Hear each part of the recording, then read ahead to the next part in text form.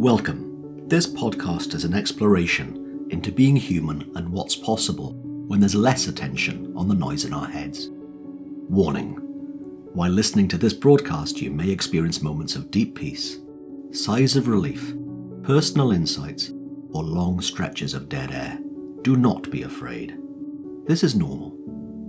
Under the Noise with Win Morgan and Kate Roberts. Welcome to this week's Under the Noise with me, Win Morgan, and my amazing co-host, Kate Roberts. Hello, Kate. Hi, Win. Hey, how you doing? I'm good. How are you? I'm well, ish. Ish? Ish. Why ish, Win? Well, I showed you this earlier on, and if you're on YouTube, you can see that I have a splint on my thumb because somebody has yet to learn that he's no longer 7 years old, and running upstairs in a staircase that he doesn't know when it's made of marble isn't always a sound idea. So Mr. Morgan here tripped on the top step, tried to break his fall by putting his hand out, and has badly sprained his thumb. So that's why ish. Now, at some point, I will bore you and possibly anyone else listening with how many things the thumb on the dominant hand is required for. But because I can't write, I can't make the list of how many things the right thumb on someone's dominant hand is needed for. So, yes, this last weekend, I was trying to count how many things, but because I can't write them down, I don't know what the number is. Anyway, that's my story in a nutshell. And I'm pretty sure if you were 7, you would have done that anyway, too. So. Oh, I would have. That's the point. I haven't learned. But I would say the 7-year-old would have skipped the list part. Oh, he would have made a list. He would have. And he probably had a far more rubbery bunch of ligaments in his thumb as well, that it wouldn't have, this wouldn't have happened. Or I'd just bounced, because I'm pretty sure it's far more rubbery. That's 40 plus years ago. Possibly. Yeah, possibly. Anyway, you asked. I told you.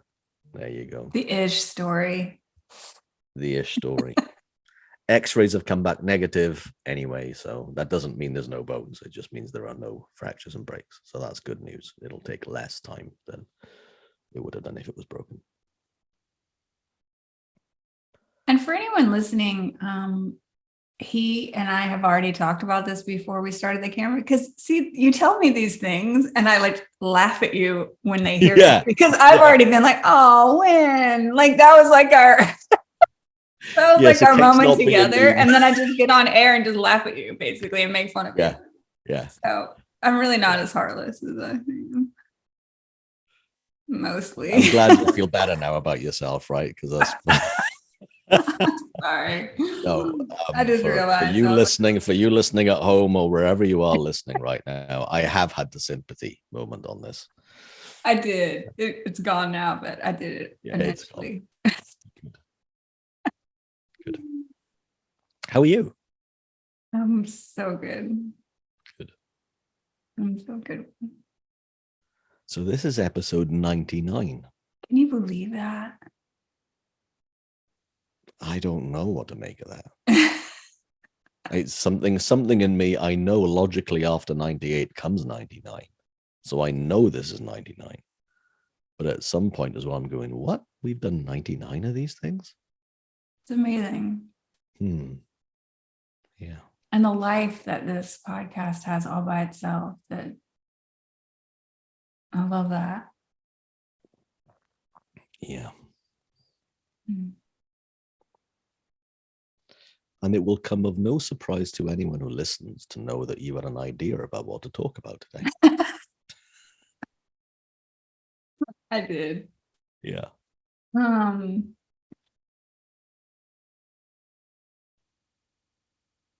And you and I had started to talk about it. And I wanted to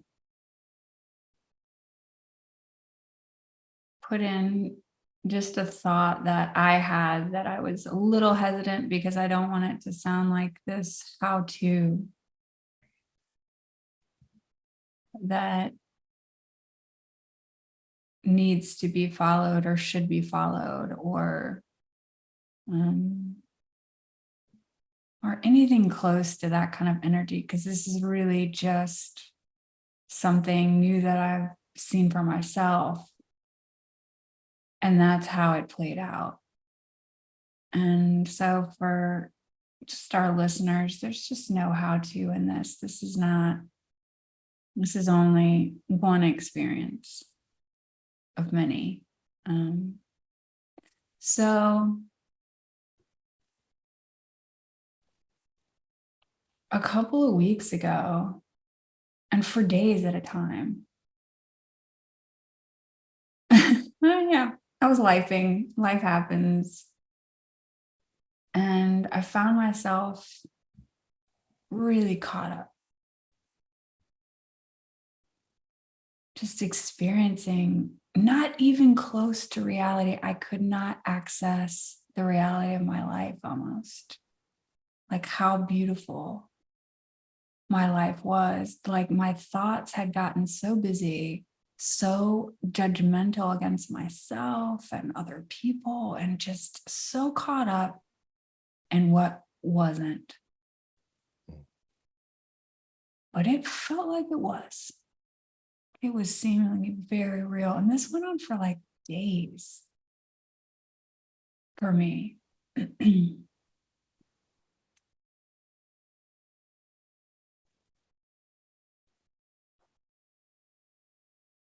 And intellectually, I knew I was creating it. I knew it was showing up in my experience because it is an inside out life. Like, but it stayed in my intellect and it refused to move past my intellect and only got busier. It only got heavier.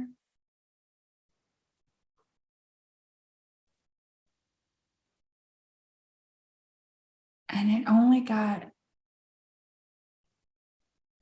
this is not even a word, like more obscuring my reality. What was really happening in my life. Like the perfection of my life, all these people that loved me, all the support that I had. Like I couldn't sense that. Like it was covered up. But I sensed it, but it always stayed up here. It wasn't really in my experience. It was in my intellect. I knew it was in my intellect, but I could not get it past that to really see what was true. And I was having a conversation with a with a good friend of mine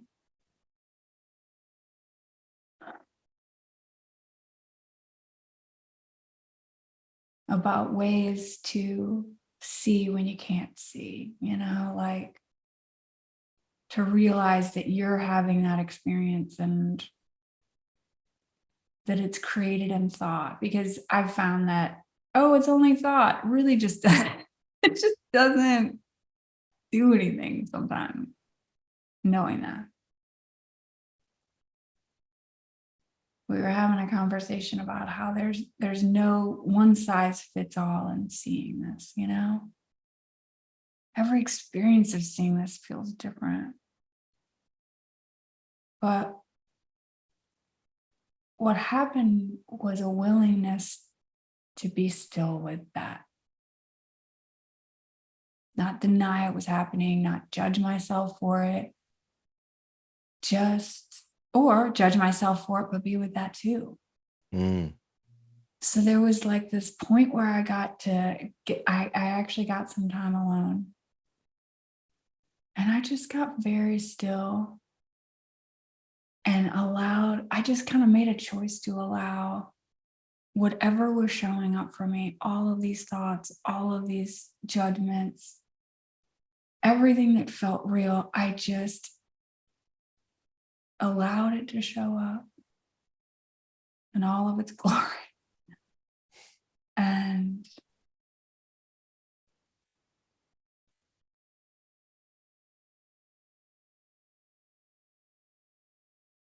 I just decided to be still with it. Just let it all in. Experience everything that showed up in my thought, everything that showed up in my feeling because of it.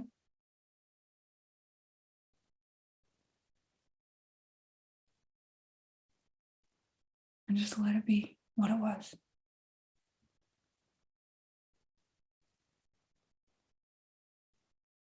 And in that, by being willing to be with it and feel it, it was like somehow, and this took place over a couple of days. This wasn't like in one thing, you know?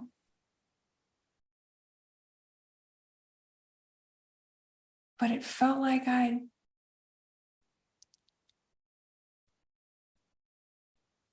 slipped into the back seat almost of my life experience.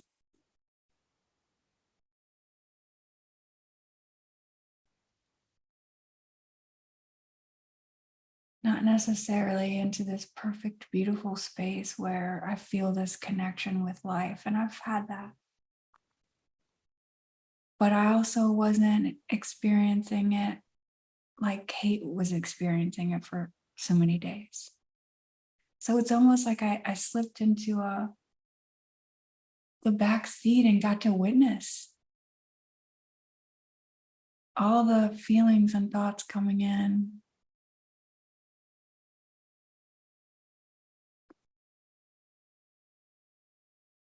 That's what it felt like. It felt like a loving witness for everything that was showing up.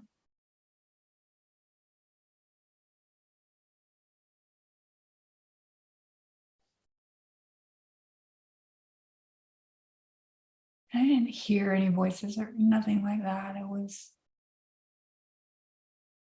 But I did have a thought that kept showing up over and over again.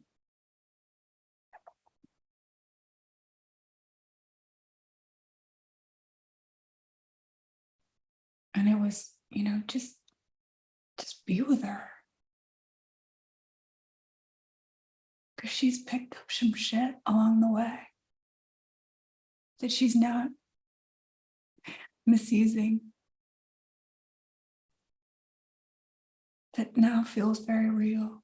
Just be with her.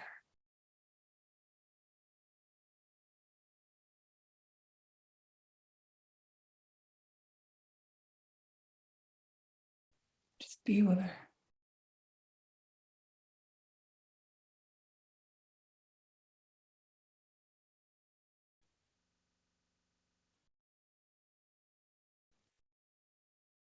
And I just settled down.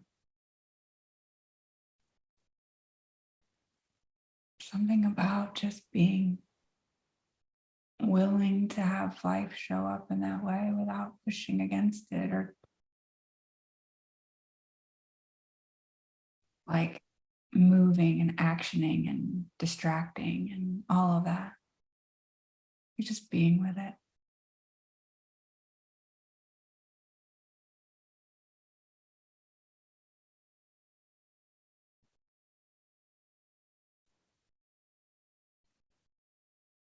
I've been really blessed in that. I've seen some things in the last maybe, 5 years.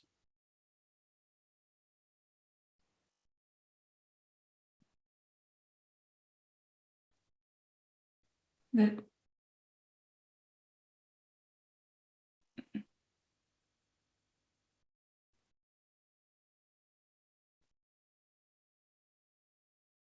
I can know it's thought and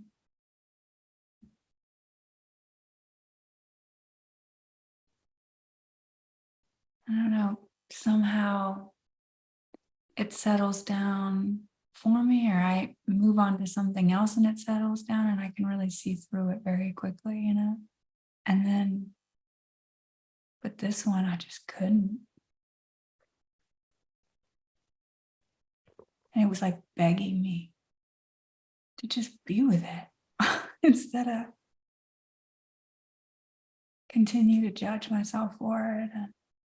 And it's almost like, and I know I've quoted this before by Claire Diamond, but it's almost like my willingness to allow it, to just be still with it. Like it shows its transitory nature too. As it is.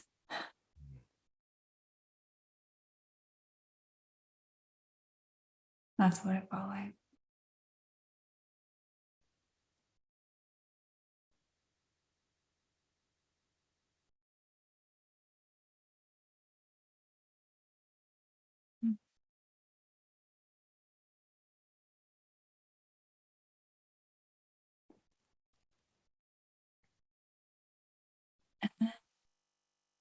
Yeah.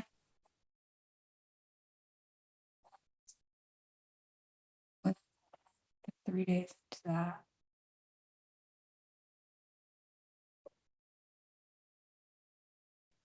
I asked myself the question, like, I wonder if this is self-love. Like when they say self-love, to be able to look at the things that we picked up in our personalities and our beliefs and our habitual thought,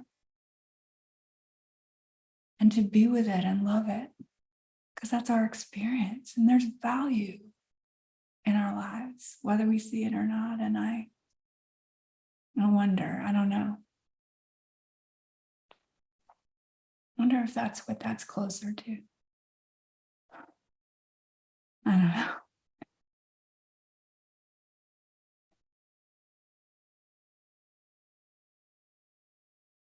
Yeah.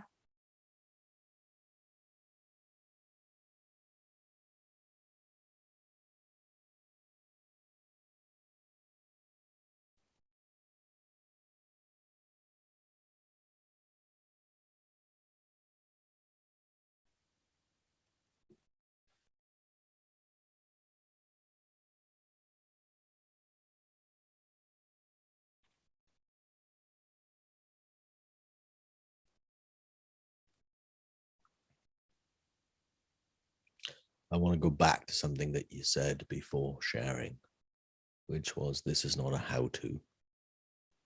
This is not when I'm stuck, I will imagine myself in the back of my life, at the back of the car of my life. Or I'm now going to practice self-love because that's the way. Yeah, no, they happen to be what happened as opposed to the intention. They naturally occurred. They occurred to you in real time.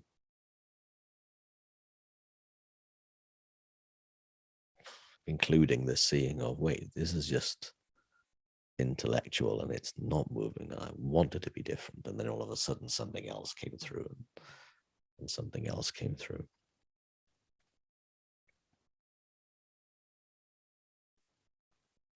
You know, the bit that I wonder about in that whole beautiful sharing was that you saw the transitory nature of it. And I just wonder if that sometimes is. Things show up to show us what is helpful to us. That is a good lesson. And I don't know if that's true, but it seems very plausible to me. It's happened a lot to me where I can look at it. Oh, this is something I need to learn. But that is not an intention of sugarcoating something that's tough. So because I know I've done that to myself. Oh, I'm having a bad time. This is because I now need to learn a lesson about it, right? And I can smell the BS in me when I think that, because it's just, that just isn't helpful. And I don't know if that's really true anyway, but I don't want to get into it. It's just nice to know that what will be will be. What I see will be what I'll see. I'm in it for as long as I'm in it. can't get it wrong. There is no rule book, nor playbook in life that says, thou shalt now suffer for 15 days. This is the process. You will see it intellectually for the first 7.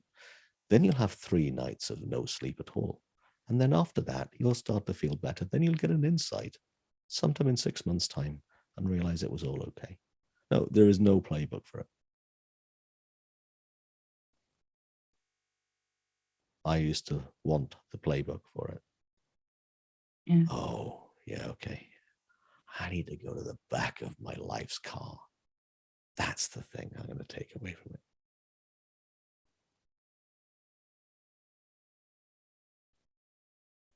I think there's something magical in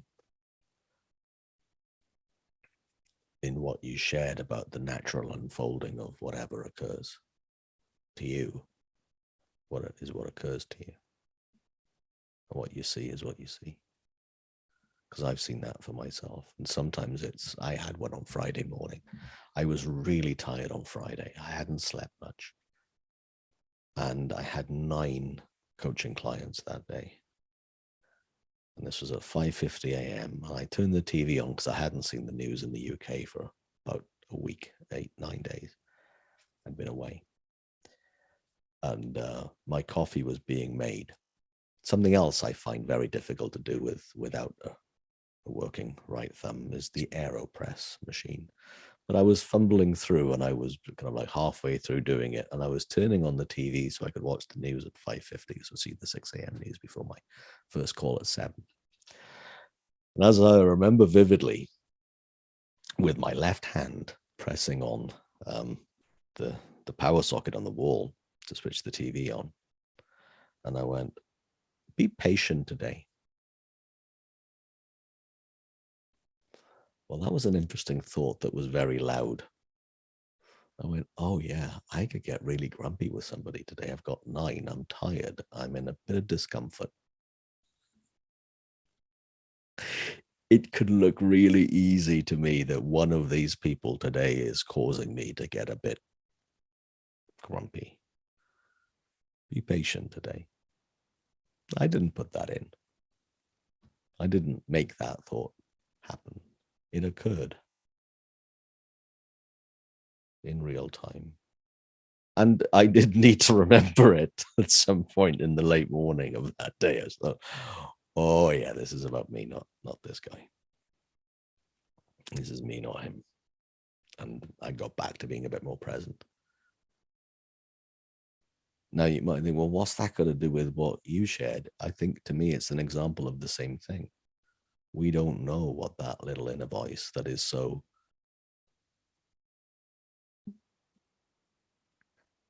consistently inconsistent, always there when we need it.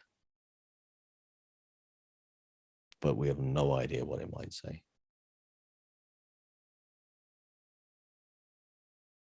But the little nudges are really cool to notice.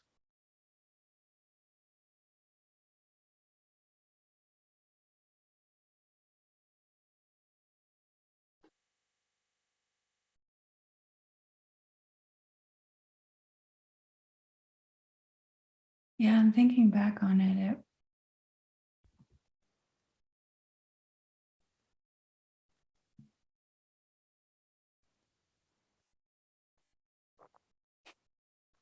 I don't think it was a decision, like a choice. It's not like, oh, I'm going to imagine that it didn't feel that way. And it was more of a feeling than an actual, like, I see myself sitting. It wasn't like it wasn't as crazy as I made it sound, I guess. Like now in retrospect, I'm like, God, that sounds nuts. But it wasn't like an imagery thing. It was almost like a feeling, like a witnessing. Now I've just slipped into a different, I don't know, a different space, I don't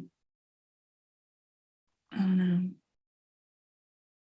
But it didn't feel like a choice. It felt like probably closer to, I'm literally exhausted listening to myself in my head. Like the voice had gotten so loud and so, yeah, that it was just like I quit. I'm done. I give up. Ah, that's probably what it was more like. Not some like Zen spiritual thing, but in the end, it felt a lot like that, Yeah. which I think is probably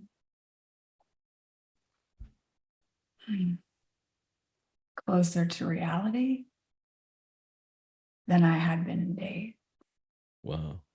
like how things really are. And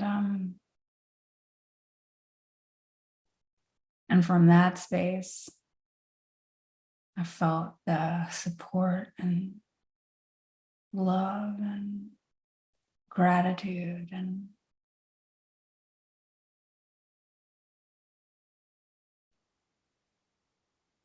affection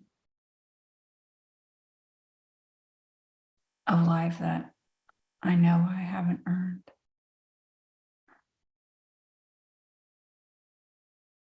And yet feels like a birthright.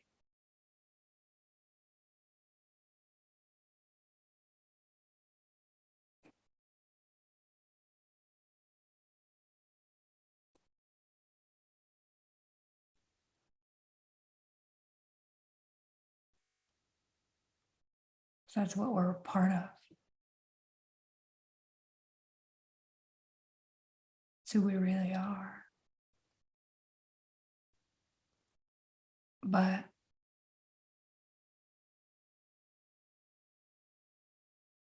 and for anybody listening to this, if you're in a space where you're caught up like that, of course it obscures all of that. And yet it does not mean that we're doing anything wrong, you know? But it obscures what's real.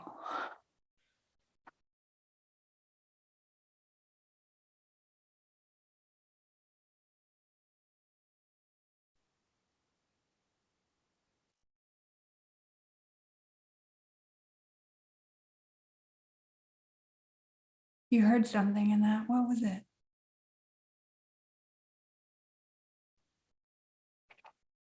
I don't know if I can put words to it yet.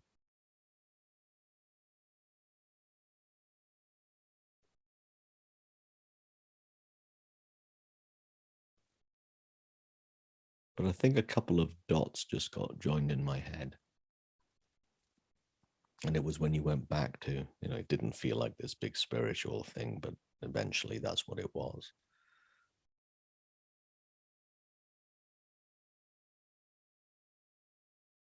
And what's real. I remember having a conversation with somebody back in either the end of September or early October. I remember where I was when he and I were having this conversation.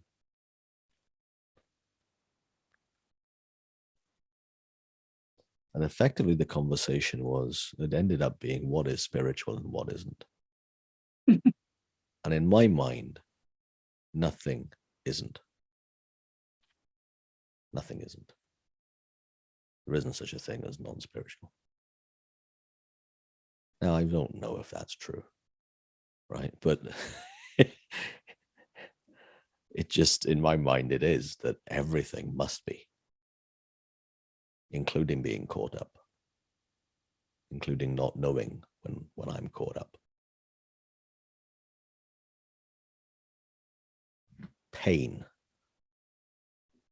the fact of pain, the fact of healing, the fact of me being able to think and create an identity of myself that doesn't really exist. How on earth is that not spiritual? How on earth is that not something bigger? It doesn't make sense to me that there's anything other than that now. I don't always talk about it like that.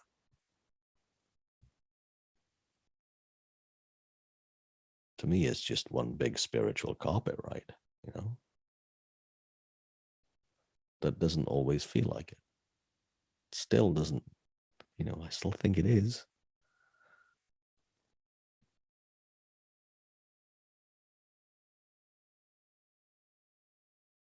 Whether it's consciousness in form, spirit in form, whatever this experience of this life is. And all of it, going back to something that you said earlier on, all of it.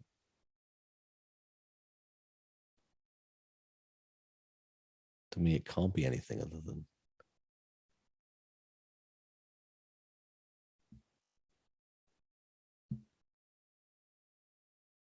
a spiritual mystery. But that's just what I think right now.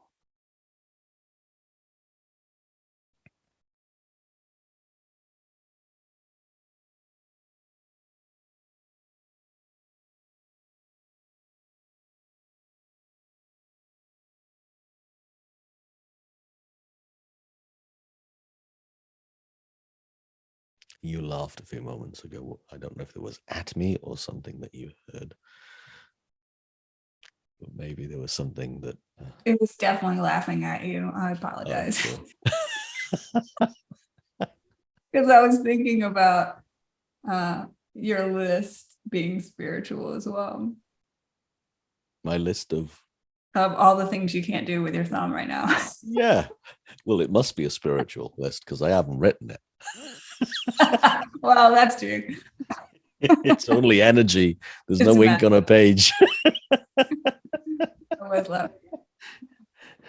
But it was. I mean, It would be. it would be as well. Yeah.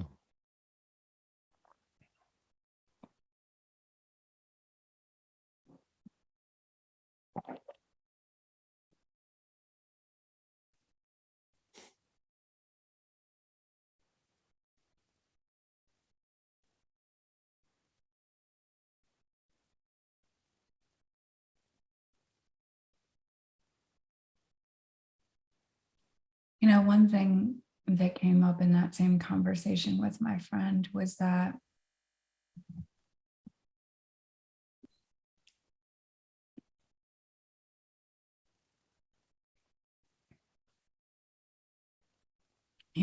our intellect wants to know how, right? Just going back to the idea of not a how to, but she was saying out about the conversation that she had where someone was talking about that you have to sit with it and be with it and in order to see it. And I really just agree that there is no one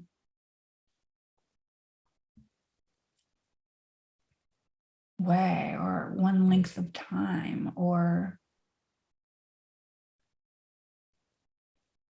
and I think our intellect wants to know how when we can't access it, Yeah. but it keeps our mind going and and that's not the direction. But that's also very normal. Yeah. Because that's what we did last time it worked. Therefore, I will copy paste, and that's for. Yeah. Or I read it in a book, or it helped somebody else once in their life. Therefore, that's how to deal with this situation. Yeah. Yeah. I'd agree with that wholeheartedly. And that's really why I think that the intellect, like our personal mind, can't really play in this in any real way, because it's moment to moment, new, unknown. And our intellect can only play in the known. That's the only place it can play. It drives.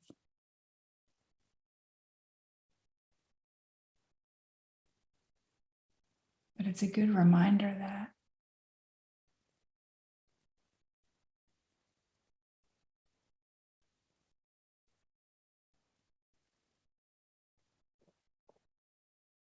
intelligence only plays in real time. Yeah.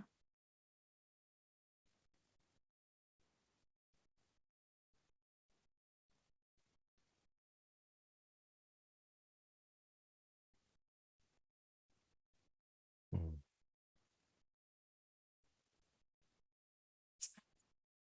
Thank you. Very cool.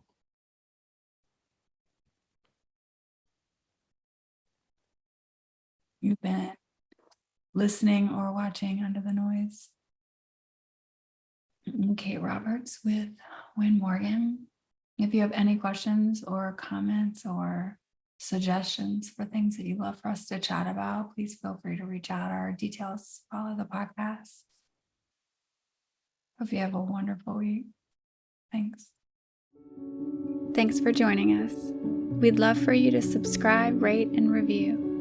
If you have a topic or question that you'd like us to chat about, email Wynn or Kate at wynn@winning.co.uk and kate@katerobertscoaching.com. Until then, enjoy what's possible under the noise.